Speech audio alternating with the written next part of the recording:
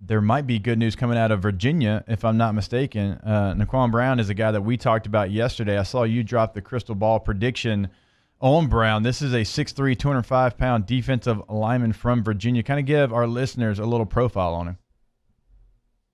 Well, I mean, you hear 205 and then you hear defensive end and Right. you know that they're moving to a 4-3 and that jumps out. I think from talking to his coaches, he's in that 210, maybe a little over that range right now. But they said this is a kid that once he gets into a college strength program that first summer, y'all see it happen all the time, but you make that leap over 3 months even where your body looks completely different. And I think he's got the frame and kind of really just the body to fill that out. So, I mean, we're talking about a guy who's probably going to be playing college football, at least in his freshman and sophomore years, in that 6'4", 230 range, which, is still light for a 4-3 D end. But I think this is also a guy who's got enough versatility. I mean, he plays special teams. He's played some wide receiver, but really, I mean, I watched probably 20 plus minutes of highlights this morning, and whether it was his sophomore or junior year, he's played DN in a 4-3, granted in high school, but he's got his hand in the dirt. He stands up a good bit. He can do that as a situational edge rusher. He can end up playing linebacker for you. So I think he's got a bit of versatility, and that's why schools like LSU, Miami, Penn State, and a handful of others had offered him a scholarship. Now, this is a little bit different build and makeup than we've seen defensive ends when Bo Pelini was at LSU the first time. In 2007, our defensive ends, Kirsten Pittman, Tyson Jackson, much bigger bodies. And so do you think this is just the way the game's evolving, not necessarily Bo Pelini's, what he looks for in defensive end, but maybe just the way that teams want to get faster on the edge? I mean, yeah, I do. And I think it's also he could play some linebacker. He could be a situational guy for you. I think he's one that you look at and you like his film and you say, okay, he doesn't fit the prototype of the Kirsten Pittmans, but we'll take him and we'll see kind of how he grows over those first couple of years and where does he really fit. And look, if you turn on film and let's just make this a conversation that's somewhat relevant to let everybody kind of get a glimpse of what kind of player he is. At 6'3", 210 right now, and you watch his film, is kind of Marcel Brooks-ish. And, there was a debate about where does Marcel Brooks fit in. Not that, and look, I'm not saying Naquan Brown is Marcel Brooks. Marcel Brooks was a 5-star for a reason. He was playing early for a reason at LSU. He's a big-time talent. But just when you look at that kind of type of player, if you will, your traditional 3-4 type stand-up edge rusher and moving into Pelini's defense, I'm really interested because I wanted to see how he used Marcel Brooks. So I'm curious now how they move forward with a guy like Naquan Brown and others like him who are those kind of tall, really long, 80-plus inch wing type of edge rusher who doesn't have the same size as kids who are coming out at 260. Hey, real quick, before we move on, I want to ask you real quick about Marcel Brooks. I know he said he wanted to get closer to home. Do you think some of the move was because he felt like he maybe didn't have a position moving forward with the LSU defense? Yeah, I mean, yeah, I think it could be. I think it's probably a combination of a lot of things, and I'm not sure that his maybe feel for where he was going to be or upset about. People have speculated. Was he upset about playing linebacker? He talked about that on social media. He wanted to be a safety. Sure. I mean, I think that could play into it. Yes. I don't think that was his main motive behind transferring. I think it was probably a multitude of things, but I do think that it's interesting to me, that dynamic. Like if a guy says, and y'all have been there, I haven't, but if you say I'm kind of this type of player and they say, hey, look, we like you by the line of scrimmage. We want you rushing the passer. And it doesn't work out, what do you do? And sometimes kids do transfer. Now, again, I don't think that's the only reason Marcel transferred, but sure, I think that his view and how they wanted to use him, at least during the transition initially on his end, seemed to ruffle a little feathers, but I don't think that was any major issue that would have prevented him from not just going out there and playing wherever they put him. Shay, Matt Flynn here. I got a question for you on the always controversial topic of whether or not it's smart or you should attempt to take a quarterback every recruiting class. I have my opinions, and they're only a little bit stronger now with the whole portal situation. the quarterback free agency market out there, of course, in college football. I personally don't think it is as important as a lot of folks do for every year. But I want to hear your opinion. You're the recruiting expert, so I want to hear your take on this.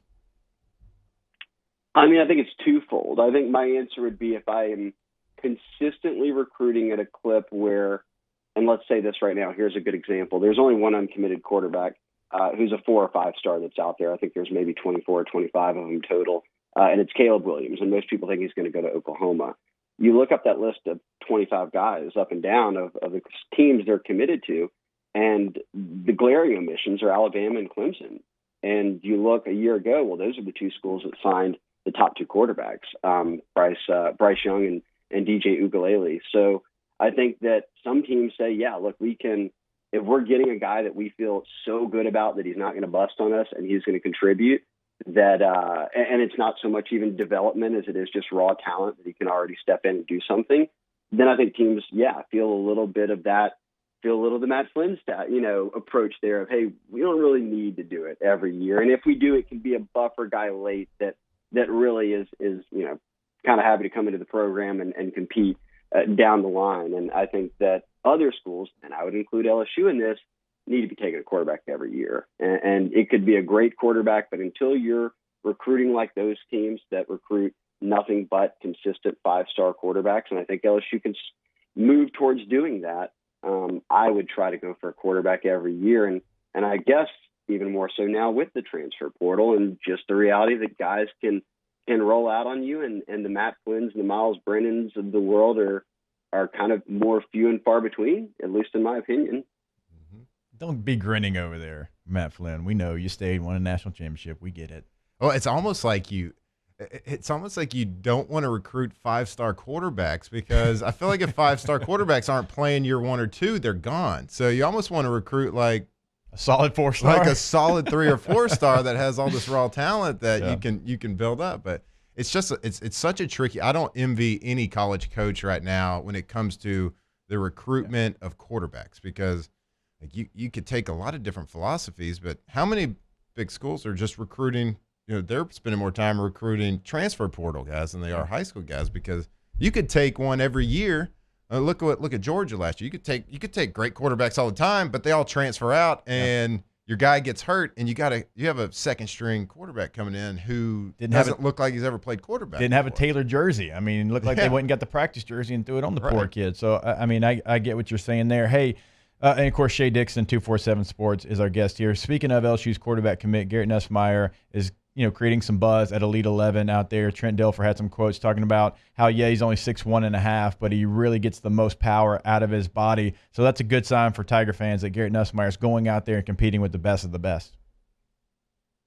Yeah, I mean, I like Nussmeier. One thing I like about Nussmeier is that he seems to be getting, and this is probably something that all quarterbacks obviously be striving for, but it's probably a good indicator of what their upward trajectory might be, is that every year he gets better. And I've seen him throw 2 years in a row at LSU summer camp. He was markedly better each time. A lot of people had knocked on him early in his career because he had, I think his completion percentage was in the 50% range. He upped that in a big way as a junior. I think he was at 68% at the end of the year. Played really well for a double-digit win Marcus team. And then I watched him throw the past 2 nights on the Elite 11's kind of broadcast of the 20 guys that are up there. And he's above middle of the pack for sure. I think that they've ranked him 6th or 7th out of 20. And I think that's probably more than fair. And for LSU in the grand scheme of things, it's if you're going from TJ Finley and Max, who a lot of people were big TJ Finley fans. I love Max Johnson's game. And then you get a kid like Nussmeier, and then you've got Walker Howard already in the boat for the next year, who seems like a pretty high-profile top 100 type of prospect.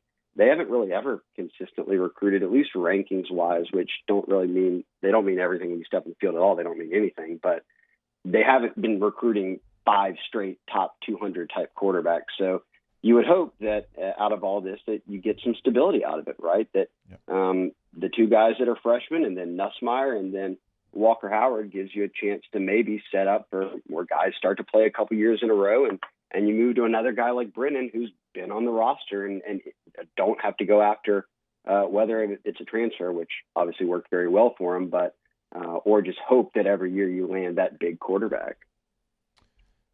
Shea, we know that the dead period has been extended as well through August the 31st, and it just keeps getting pushed back in middle of March and went to April 1st, then May 31st, and then June 30th, July 31st. Now we're at August 31st, and who knows what could happen, even past August 31st. And we know the early signing period has become National Signing Day now, with a majority of the class signing that day. So I want to ask you two parts to this. First question of it is, who do you think could thrive in this style of recruiting? Because it seems like the new coaches who don't have those relationships, who have not had those summer camps to learn and shake hands and meet the families of these recruits, will be behind the eight ball because they don't have those relationships already built. And the second part of it is, do you think they'll still have the early signing period? Yeah, I do. I think they'll have the early signing period. I don't think they'll have any shuffling. I've heard nothing about that, and I wouldn't really see a reason not to. I mean, if kids are ready, go ahead and give them the opportunity, and they can move on with their academic, spring semester as an early enrollee. And I would expect a bulk of LSU's guys to probably sign then. Now, I think this will be one of the more interesting cycles, and we won't know the answer, obviously, until 4 or 5 years down the road when you get a good glimpse of how everybody panned out. But so often, I mean, for these kids that are in this class about to be seniors, that's your biggest time to go to summer camps. And that's the only time coaches get to actually work with you, instead of just watching your film or going to your high school and watching games or a spring practice or weightlifting session or workout or whatever it might be.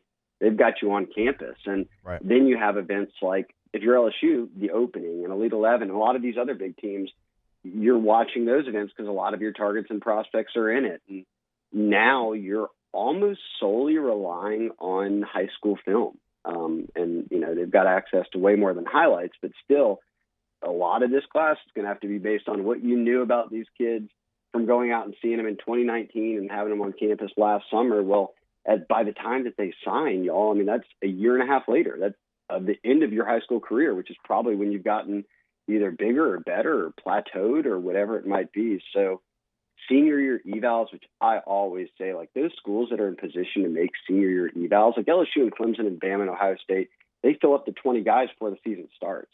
There's some mid-range teams that can make senior evals on kids and get some steals. I think that's going to play out some this year, but more so than anything, I think that we're going to see who out there is really good at evaling and trusting kind of the vision for their program when you don't have guys on campus all the time and get to size them up all off season and let alone work them out. Shea, I got one more question for you, and it's kind of on the it kind of relates to the COVID stuff. I'm a casual sports fan during the off season, right? And so all the stuff I hear about is, whether college football is going to play, whether NFL, all these professional collegiate teams, are they playing? I hadn't really heard anyone talk about high school season and whether or not high school teams have talked about, the risks of playing, being at, high school football, of course, is different than the business of college football and the business of the NFL, blah, blah, blah. But has there any been work? And if there is some sort of delay, cancellations of that, how does that affect recruiting? Especially a lot of these people that are, might be 1-year starters that are good prospects that teams might be looking at. Is this guy going to get better, bigger, better, stronger, faster, in his senior year? But how will that affect if games start getting canceled? Yeah, that's what's going to be really interesting because so far it hasn't, it's totally thrown off kids' evaluation process for sure. It's already stung high school kids, no doubt, in football.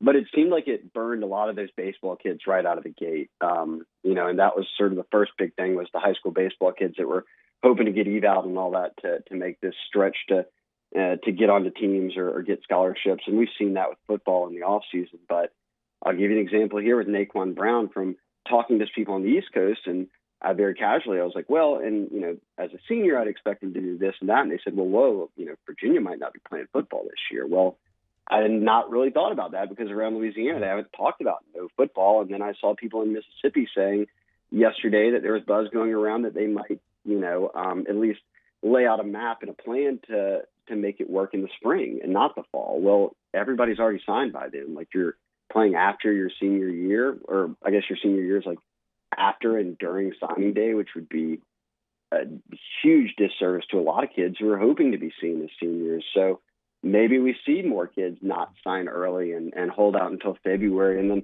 remember, February is just the first day you can sign. Maybe kids start waiting beyond February if they really are playing their seasons on some delayed calendar or something like that. So, yeah, there's even as football comes, and I'm sure it'll be happening in some states and not in others for high school level, but that's going to really shake up kind of recruiting and how these teams approach filling out their board and figuring out, hey, do we go ahead and sign all 25 guys in December and February? Or do we need to be holding a few spots now in this weird cycle to be able to sign kids who, are going to be late evaluations?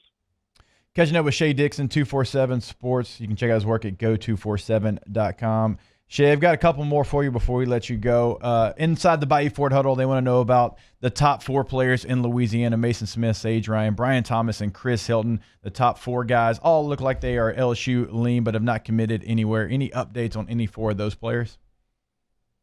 Yeah, I mean, that's a pretty impressive group there of top 4 guys. All of them are top 50, I believe. I think Hilton's 49 and Brian Thomas is in the 30s, and those are 2 receivers. And Brian Thomas is the number 2 receiver in the country. So let's start there. Those are 2 big-time targets. And they've got JoJo Earl, who's a perfect slot out of Texas, a top 100 player committed, speed for days. And then they've got Deion Smith out of Provine in Mississippi, Jackson, committed, and he seems firm, but he's a top 100 player and one of the better receivers in this class and a really good basketball player at Provine, which, in Jackson is pretty high-level basketball. So really good athletes there. And then if you can get 2 more, because they wanted 4 in this class, it makes perfect sense that all of their, at least a majority of their focus is on Chris Hilton over at Zachary and then Brian Thomas at Walker, 2 pretty local guys. So Hilton, I would expect he's always said he's committing before his senior year. He always said it would be in the summer. It's now July 1st, so I would think in the next couple of weeks, Chris Hilton's probably committed, and I would presume it to be LSU, Bama, and Georgia, and A&M, I think, are the other teams there. And I'll note, boy, he won a state champion as a high jumper as a freshman, so the LSU track team obviously would benefit from him going to LSU as well. Brian Thomas might be the toughest one to answer on this list because that's the LSU-Bama battle this year. Right. Like, if you always circle one, that's it. And last year you circled a couple, Guillory and Roy and Butte, and LSU won all 3 battles. So this year it's kind of been focused, at least in terms of the guy that they might have a shot with, is Brian Thomas. Now, I think that Bama led early. I think that LSU's done a really good job making up that ground and potentially moving out front with Mickey Joseph and all them recruiting the Walker area. So I think that'll be interesting. I think he's quiet. He doesn't care about Twitter. He doesn't care if his offers are on his profile. He doesn't care about any of that. He's straight up football. I play basketball. I go to school, and that's it. So he's not riding it out for the fanfare. It could happen tomorrow or it could happen on signing day. The other 2 I feel pretty good about LSU landed. Mason Smith, number 1 player in the state, D lineman. Nothing more to say. I mean, if you're a 5-star D lineman in Louisiana, you're a stud, and that's a need. I love Sage Ryan, and I can go back and forth on why he's the best player in the state up against those other 3 guys, because he's played all 3 sides, both sides of the ball, special teams, been the best player in all 3 phases, won a state title, gone off in the state title game. Your bloodlines involved Kevin and Trev Falk. I mean, he tests off the charts. There's zero not to like about Sage Ryan. I think he's a corner or a safety, a Tyrann Mathieu type of player, if you want, kind of a nickel or someone who can do either for you and be one of your better players. I think when your cousin is last name Falk and first name Kevin and Trev, I think you're probably a good lock to wind up playing for the Tigers, especially coming out of Lafayette. But boy, he is a phenomenal football player. I don't think people talk about him enough in the state.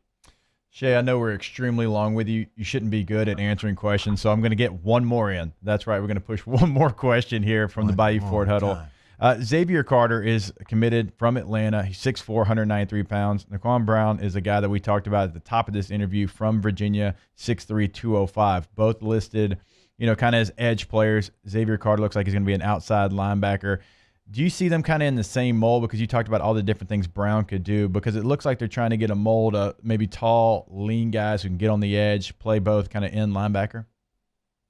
Yeah, I think they're pretty similar. And look, Xavier Carter is coming out of the same high school as Arden Key. And when Arden Key was going into his senior year, he was 6'4", 200 pounds. So I think you're getting that type of player in Carter. He's a little bit bigger than Naquan Brown, but yeah, similar guys in terms of what they can do for you, just pure edge rushers. They don't have all the mass right now, but they've got length for days, and both of them will be 6'4", 6'5" in college. And that's what I'm interested to see. Those type of guys we saw him recruit 4 of them every year when Dave Aranda's the defense. I think moving forward, especially during this transition and maybe settling into how multiple he really wants to be on defense, how often do they go after guys like this? Because after today, I think they'll have 2 of them in Carter and Brown.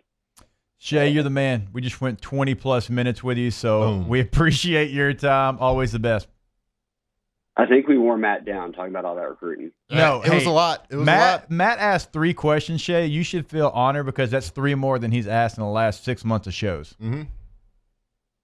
Got nothing but time to kill here. That's it. And again, happy Bobby Bonilla Day. Yeah, happy Bobby Bo Day. Enjoy it.